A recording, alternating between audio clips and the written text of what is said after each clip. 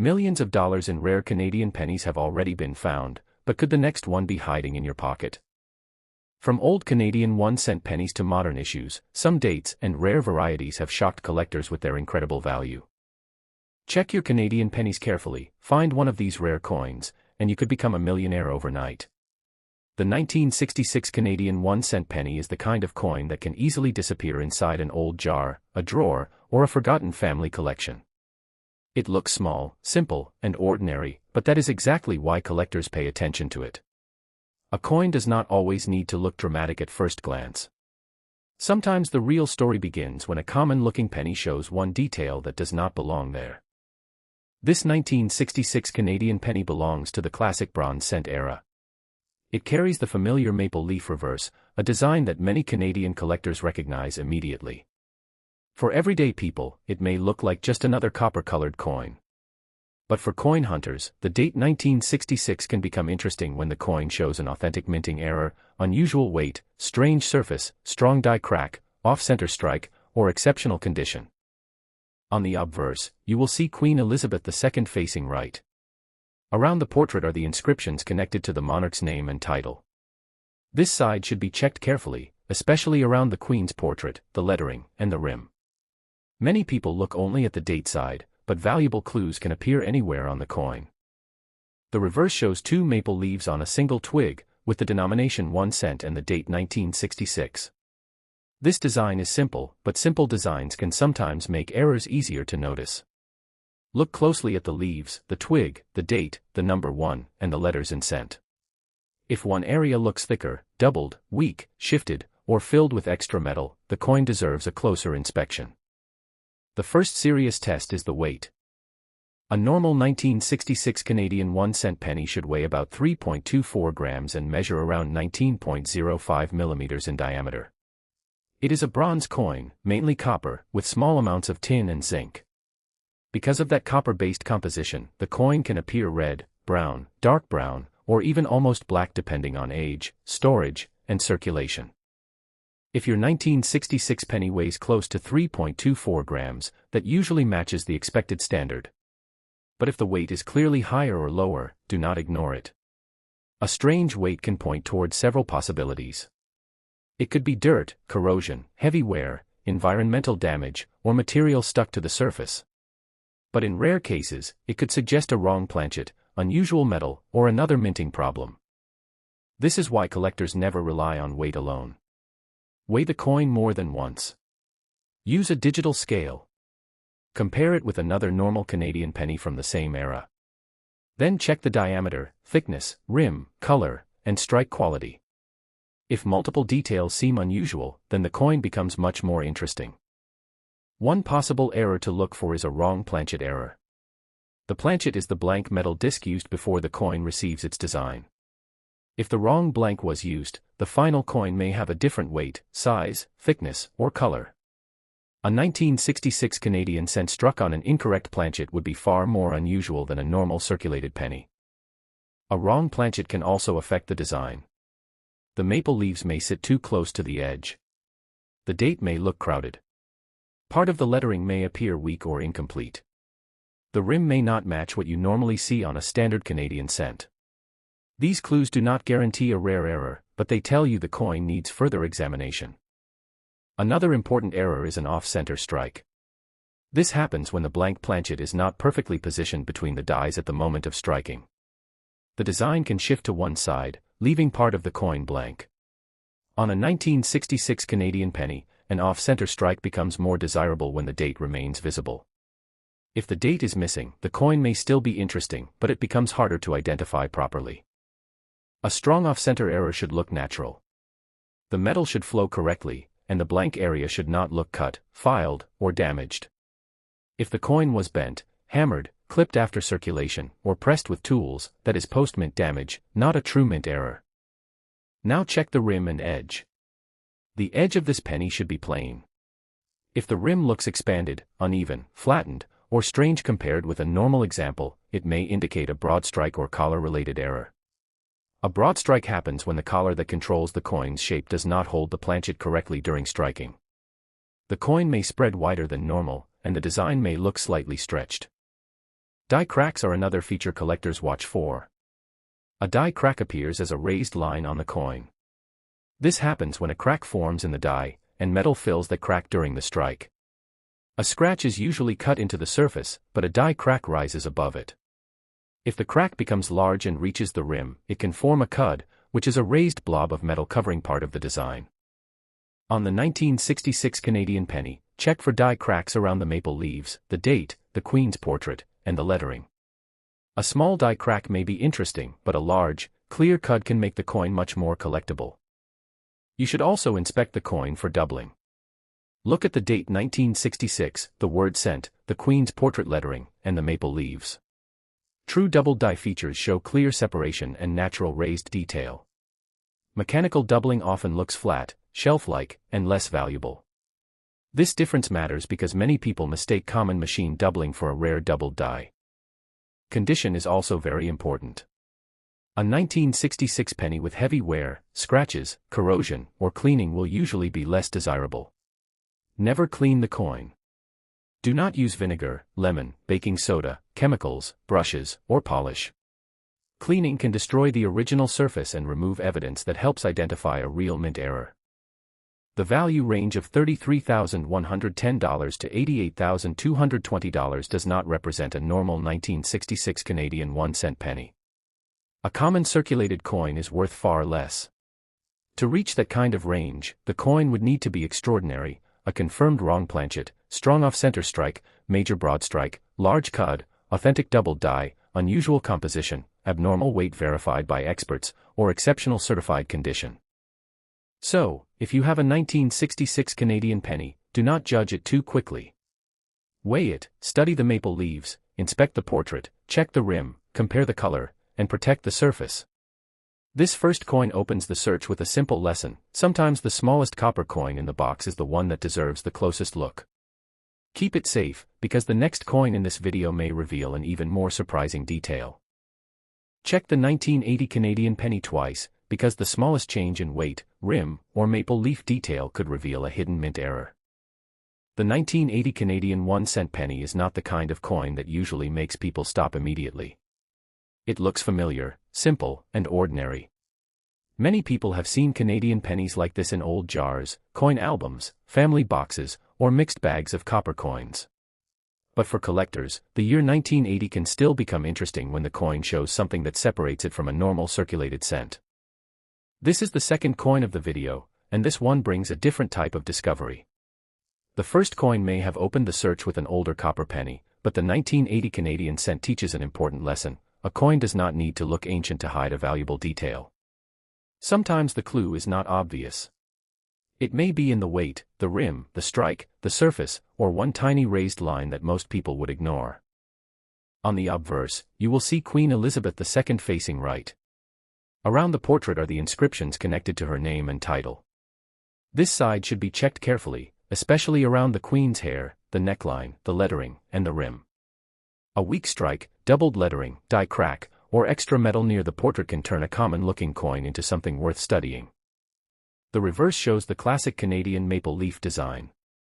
You will see two maple leaves on one twig, with the denomination 1 cent and the date 1980. This design is simple, but that simplicity helps collectors notice unusual features more easily. Look closely at the leaves, the veins, the twig, the number 1, the word cent, and the date. If any part looks doubled, shifted, filled, weak, or unusually thick, the coin deserves more attention. The first real test is not the design. It is the weight. A normal 1980 Canadian 1 cent penny should weigh about 3.24 grams and measure around 19.05 millimeters in diameter. It has a plain edge and belongs to the copper-based bronze cent era. Because of its copper content, the coin may appear red, brown, dark brown, or even almost black depending on circulation, storage, and age. If your coin weighs close to 3.24 grams, that usually matches the normal standard. But if it weighs clearly more or less, do not ignore it. A higher or lower weight can suggest several possibilities. It could be heavy dirt, corrosion, environmental damage, wear, material stuck to the surface, or even a scale problem. But in rare cases, unusual weight can point toward a wrong planchet, a composition anomaly, or another minting issue. That is why you should weigh the coin more than once. Use a precise digital scale. Compare it with another Canadian penny from the same general period. Then check the thickness, edge, color, and diameter. A real error usually gives you more than one clue. One of the most exciting possibilities is a wrong planchet error. The planchet is the blank metal disc used before the coin receives its design. If the wrong blank was used, the coin could show a different weight, unusual thickness, strange color, or design elements that do not fit correctly inside the rim. On a 1980 Canadian penny, a wrong planchet might make the maple leaves sit too close to the edge. The date may look crowded. The rim might appear thinner or thicker than normal. The lettering could seem incomplete or unusually stretched. These details do not automatically prove a rare coin, but they are signs that the piece should be compared carefully with a standard example. Another important error is an off-center strike. This happens when the blank planchet is not lined up correctly between the dies at the moment of striking.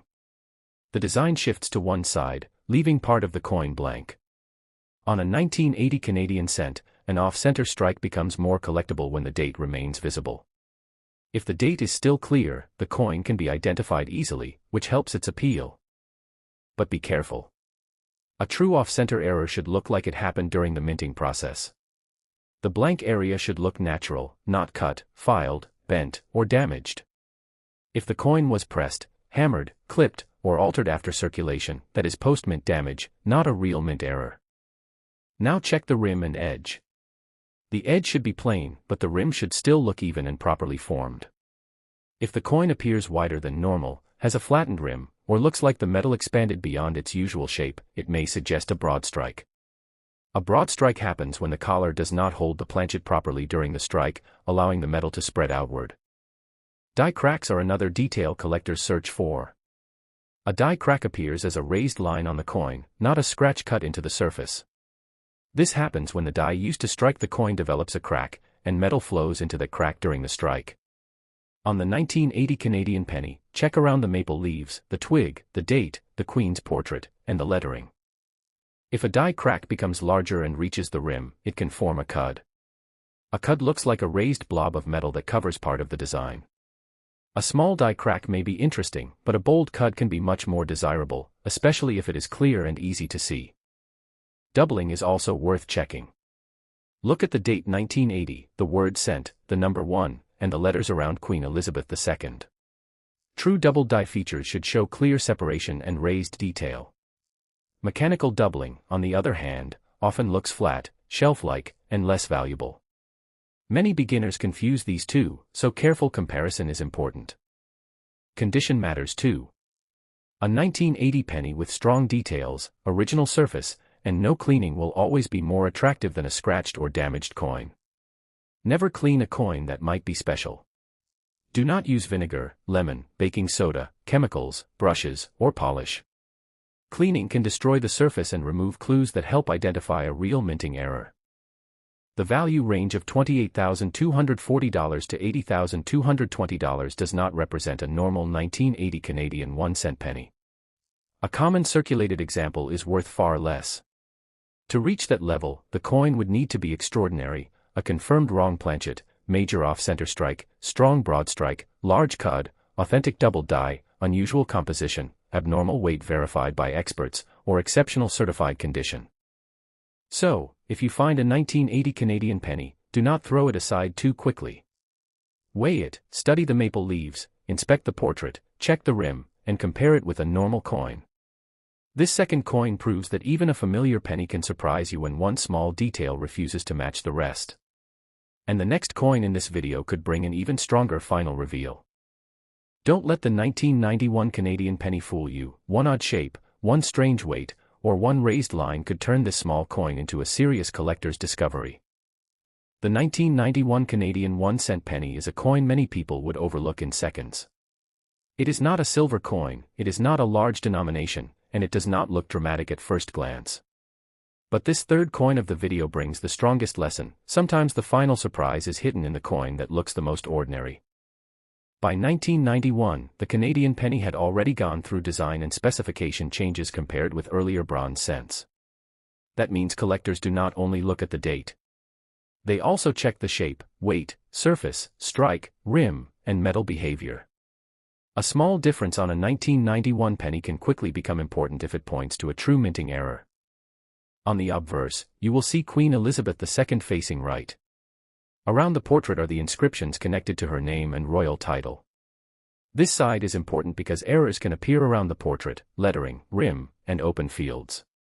Look at the Queen's hair, neckline, and the spaces around the letters. If the metal looks raised where it should be flat, or if the lettering appears doubled or weak, that coin deserves more attention.